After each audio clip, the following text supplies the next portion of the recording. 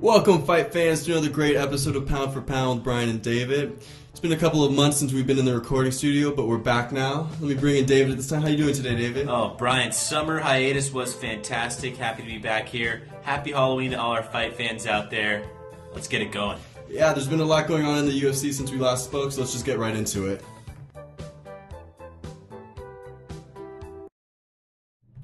Alright, David, let's begin round one with something that's been plaguing the UFC in these last couple of months, and that's injuries to fighters. It's been affecting cards, and really it's been affecting fans and interest in these fights. Is there anything the UFC can do to avoid this, or is it something they just have to deal with? Absolutely not, Brian. Unfortunately, this is a product of the sport. People get injured. It's a part of the job. Now, the UFC has introduced what they call their insurance plans, in which fighters are covered for their medical expenses in the case of an injury. And now we've seen Jose Aldo, who had to be dropped from the Brazil card simply because he got in an accident while doing what they would consider dangerous activity, and that's a motorcycle accident. Should they put stipulations within their contracts to stop fighters from indulging in these activities outside of the ring? Absolutely. I think that's just nonsense that Jose Aldo was riding his motorcycle, got injured, and got pulled from a card. It happens in all other types of sports where they put these special stipulations. I remember after Ben Roethlisberger got injured on a motorcycle, they kind of made it a point to say, hey, you can't do these types of things. Same thing needs to apply in the UFC if they want to be a big-time sport. Yeah, I couldn't agree more. There needs to be these stipulations in the fight. And this is really affecting fans because, these ticket sales, tickets go on sale, months prior to the fight. And if you buy the tickets once they come out, you might be looking at a completely different fight card by the time fight night comes around. So they need to take that into consideration, as well as, I think, maybe possibly putting fighters as backups and not just calling a fighter on short notice. What do you think? I like the idea. I think the UFC, although they've gotten a lot of flack for it, I think Chael Sonnen coming in and fighting John Jones later this year, I think that's going to be a great fight. I like that. We'll get into that a little bit later. But yeah, I think although the fights aren't deserved by some of these fighters, I think they make for fun fights for fans to watch. All right. Good with round one? Round one is in the books. Brian, The Ultimate Fighter has been the UFC's marquee show for the last 17 seasons. With ratings on the downfall, do you think it's a good idea for them to bring in Chael Sonnen and John Jones to coach and fight each other? Round two begins now. David, from a rating standpoint, this makes a lot of sense, but from a fighting standpoint in the light heavyweight division, it makes absolutely no sense. I mean, John Jones has just fought 5 consecutive former champions, and now he's going up against Chael Sonnen, a guy who just lost to Anderson Silva at middleweight. Please, this guy, Chael Sonnen, has absolutely no chance in this fight, and the true fans who know fighting, will know that Chael Sonnen has absolutely zero chance of becoming the next light heavyweight champion. Brian, I have no idea what you're talking about. This fight makes absolute sense for the fans. You're looking at the Ultimate Fighter whose ratings have not been up to par right now. The UFC comes in, gives Chael Sonnen a shot against John Jones, the man he's been making fun of for the last however many months. This is what the fans want to see. It may not make sense, but you know what? John Jones has ran through everybody else in the light heavyweight division, and who's left? There's talk of him moving up to heavyweight. I don't think that makes sense for him right now. But I love this fight, and I love them coaching together on the UFC Ultimate Fighter. David, let me ask you this, though. Then that calls into question the UFC's authenticity in providing fights that make sense versus making a dollar. Would you rather see the UFC go commercial and just do what the fans want by making more money on fights, or do you want to see the fights that make the most sense? I mean, like putting a giant Bud Light sign in the middle of the octagon, Brian? Exactly. I love it. Most fans don't like that. Most fans don't want to see this company, this sport go commercialized like that. Are you kidding me? I go back to when Brock Lesnar said, "Pay me my money, Bud Light. I'm drinking Coors tonight." And that type of stuff really gets me. I love it. And so, that being said, I think this fight, might not make the most sense, but it's going to be fan-friendly and it's going to be a lot of fun. There's going to be a lot of fireworks. At the end of the day, John Jones is a winner because he gets to silence Chael Sonnen. Chael Sonnen's an obvious winner because he gets to get another title shot. And the only loser here is Dan Henderson, who ultimately has to fight Lyoto Machida, gain another title shot, and then possibly wait again for John Jones. We good with round two? We're good. All right, David, for round 3, let's talk about some of our dream matchups that we would like to see within the UFC. And seeing how last round went, this should be fun. Give me your best. Round 3 starts now.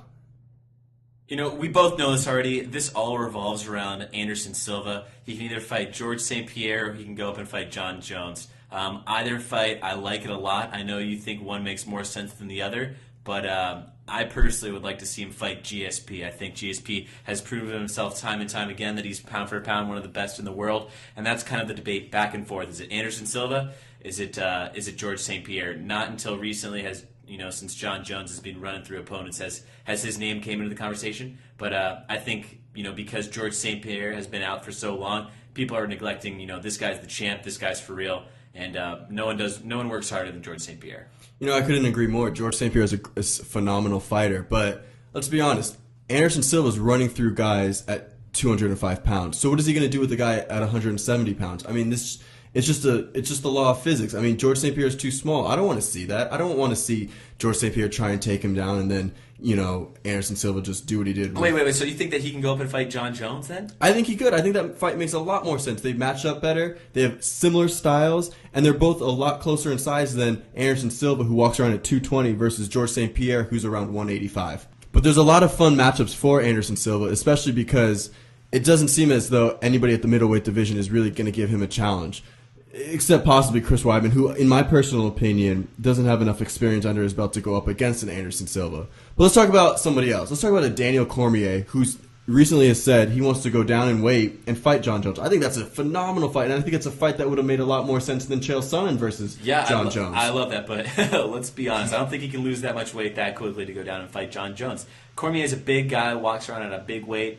I think it's going to take a lot of discipline for him to kind of, get used to cutting weight and getting into shape and moving on down. Right, and there's also a lot of contracts still with Showtime and with Strikeforce that Cormier is going to have to fulfill before he even steps foot within the UFC. And that's its own situation that we should not get into and don't have enough time to get into today. Yeah. So George St. Pierre, Anderson Silva for me, and you've got... I like Anderson versus John Jones, and I also like Daniel Cormier versus John Jones as a super fight that I'd like to see down the road. You good with round 3? I'm good. With UFC 153 in the books, David, that only means one thing. UFC 154 is right around the corner, and it presents another great fight card for the fans. Headlining the fight, we have the unification bout between George St. Pierre and Carlos Condit. In the co-main event, we have the number 1 contender matchup between Johnny Hendricks and Martin Kampmann. And we also, before we get to that UFC 154 card, have a UFC on Fuel card in Macau, China, that features Kong Lee in the main event versus Rich Franklin. Let's take our picks for round 4. Ready? Set, go. Let's talk about UFC in Macau first. In this fight, this might be just because I have a soft place in my heart for this man, but Rich Franklin over Kung Lee. Kung Lee hasn't really shown any endurance in the octagon. He gets kind of winded. His kicks are phenomenal. Really discombobulates his opponents, but I don't think he can go very far. I think Rich is going to come in well conditioned, have something to prove, and put on a great show for the fans. I like what you said about Kong Lee not coming in shape. He's been struggling with shape. We saw that in his last fight against Wanderlei Silva. He kind of gassed towards the end, and Wanderlei Silva capitalized on it.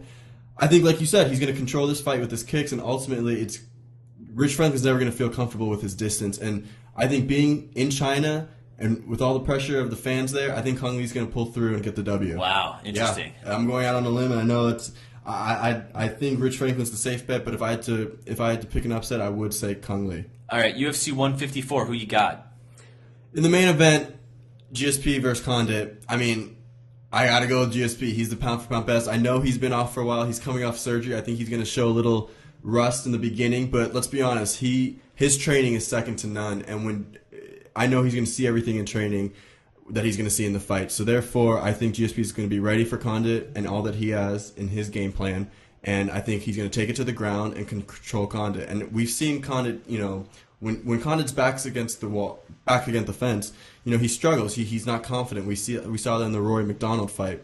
So I like GSP. I like it by decision or tap out. Awesome. Yeah, I couldn't agree more. I can't believe they call this a unification bout. GSP is the champ in the welterweight division, will retain his championship. I think he's going to come in there well-oiled. This guy's a machine. He's going to just go right through Carlos Condit. Yep, and then it'll open up the questions for Anderson Silva, GSP. Absolutely. And in the next fight, I think Johnny Hendricks versus Martin Kampmann. Martin Kampmann has been performing well as of late, but Johnny Hendricks, ever since he came through and beat John Fitch, I'm a big believer. So I got him in the next fight, shaping up to take on that contendership for welterweight division. We must have compared notes before the show because I have Johnny Hendricks as well. I think he has too much power, and I think he's going to actually knock out Martin Kampmann. We're going to see Martin Kampmann lights out. Good with round 4? Good with round 4. As customary here on Pound for Pound, round 5 is reserved for our top pound for pound picks. This week, It's top pound for pound picks across the UFC divisions. Brian, who you got? All right, this was a very hard list to do because there's now so many weight divisions within the UFC and so many different people to consider who are champions, close to being champions, contenders, good streaks alive. So, beginning my list, I have Anderson Silva. I mean, this guy's a beast. He's walking through people at middleweight, at light heavyweight. I mean, he's just toying with people in the cage now. It's literally become how fast can he end a fight. Second, I have Jon Jones.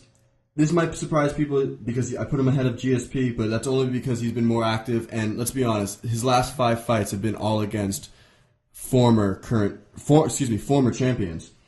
Third, I have GSP. I mean, I know he's been off for a while. He's been hurt, but I have no doubt that he's going to pick up right where he left off. Jose Aldo is my number 4. Obvious reasons. He's pretty much cleared out that division. It's going to be a great fight he has against Frankie Edgar coming up in 2013. Following Jose Aldo, I have Junior Dos Santos. I mean, this guy's just, again, walking through people at heavyweight. His fight against Frank Mir was just truly remarkable in what he was able to do with the striking. And his fight coming up with Cain Velasquez, the rematch, is going to be great. Following Junior Dos Santos, I have Dan Henderson. Then Dominic Cruz, Demetrius Johnson, the newest champion. Cain Velasquez, who I think is still one of the best pound-for-pound fighters in the UFC. And it's going to be, like I said, it's going to be a great fight at the end of the year between him and Junior Dos Santos. And then finally, ending out my top 10 is Ben Henderson. I also wanted to give a few notable fighters. Carlos Condit, Frankie Edgar, Nick Diaz, and Chris Weidman are all notable fighters that are on the cusp of breaking into the top 10. Solid list, Brian. We do differ a little bit. I've got Anderson Silva number 1. However, I do have GSP. Call me a fan, because I am, but GSP is number 2 for me. He does have a little rust, I understand. Jon Jones has been more active, but, GSP's the man. He's a machine. I think he's going to run through Carlos Condit. Number 3, Jon Jones.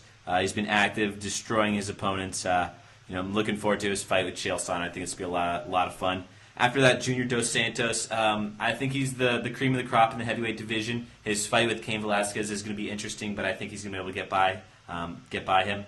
Jose Aldo, like you mentioned, has kind of cleaned out his division as well. They're going to have to start picking fighters that can challenge him. I think it's going to be a difficult task to do, but he's going to continue to be a top in his division. After that, Ben Henderson, Dominic Cruz, Carlos Condit, Demetrius Johnson, and Rashad Evans kind of round up the top of my list. The bottom of my list, sorry. They're all notable fighters. It's tough to pick when you get to that level. I think that there are, like you mentioned, so many different weight classes and champions. You do have to kind of respect each and every one of them, and that's what I've gone ahead and done. That's interesting. Our list obviously include the top fighters in their weight divisions, but again, you included Carlos Condit, which was interesting, as well as Rashad Evans. I think it's good for pound. What do you think? I think it's a wrap. See you guys next time. Hit the